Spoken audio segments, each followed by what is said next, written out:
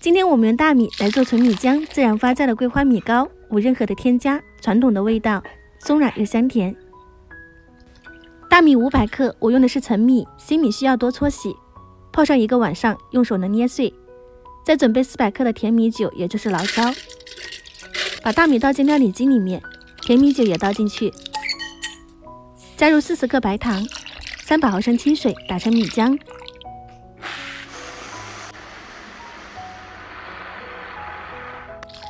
多打几次，越细腻越好。倒进大碗中，密封发酵1个晚上，参考温度30度，电热毯、炕上烤箱都可以。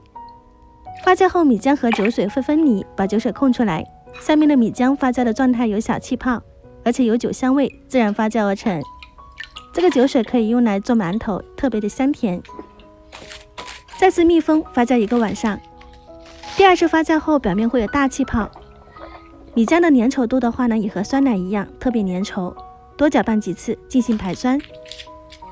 平底盘铺上油纸，方便托盘，把米浆倒进去，8分满，盖上盖子，醒上10分钟，水开入锅蒸30分钟。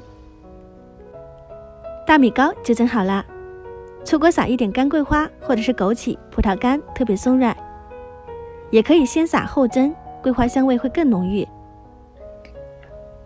稍微冷却，在沿边托盘，也不需要完全凉透，带有余温的时候口感最好。按压反弹，软糯香甜。自然发酵的话呢，组织特别细腻。做过很多期的米糕了，第一次做传统工序的。切开的时候呢，虽然可以看到软糯度，但是不粘刀。正宗的口味是咬下去，香甜中带有一些微酸的口感。这一次完全做到了零添加，没有发酵粉、泡打粉，也没有面粉，其他的添加。浓浓的米香，健康又营养。酒酿桂花米糕的话呢，常见于南方的早餐甜点。如果你也喜欢，可以收藏起来试一下哦。今天就到这里，喜欢我的视频，别忘了关注我，我是夏妈，下期再见。